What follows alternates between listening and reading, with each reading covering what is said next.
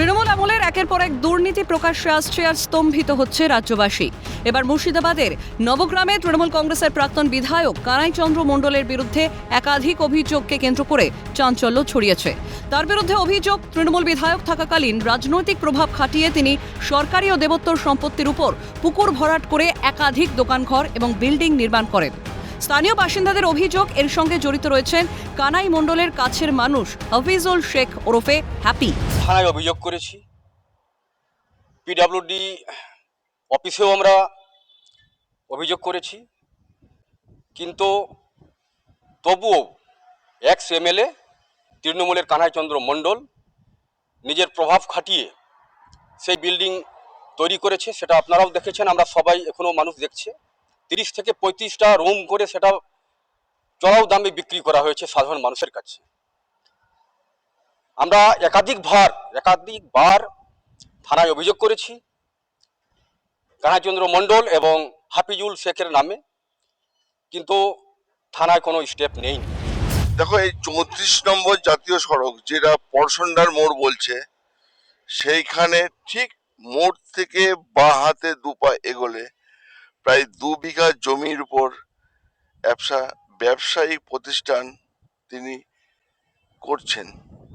প্রায় 50টার উপর দোকান ঘর এখনো পর্যন্ত তিনি বানাচ্ছেন, এবং যে এলাকাটায় বানাচ্ছেন, যে জায়গাটাতে, সেই জায়গাটা হলো দেবত্ব সম্পত্তি। স্থানীয়দের আরো অভিযোগ, একাধিক এলাকায় এই ধরনের নির্মাণ কাজ হয়েছে।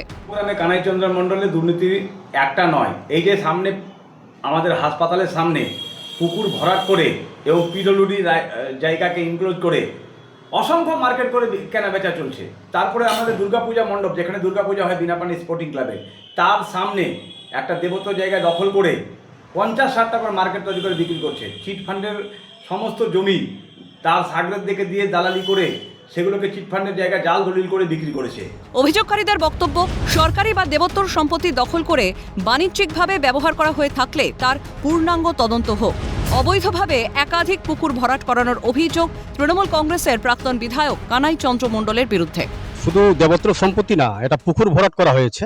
আপনারা দেখতে পাচ্ছেন পেছনে পুকুর আছে, পুকুরটা ভরাট করে প্লাস এই পিডব্লিউডির কিছু জায়গা অধিগ্রহণ করে জোর জবরদস্তি দখল করে বিশাল একটা মার্কেট তৈরি করা হয়েছে, যেটা অবৈধ এবং ওনার নামে নেই, তবে ওর যে যারা আছে ওনার ছায়াসঙ্গী, তাদের নামে প্লাস কানাইচন্দ্র মণ্ডলের জামের নামেও এই মার্কেটটা আছে।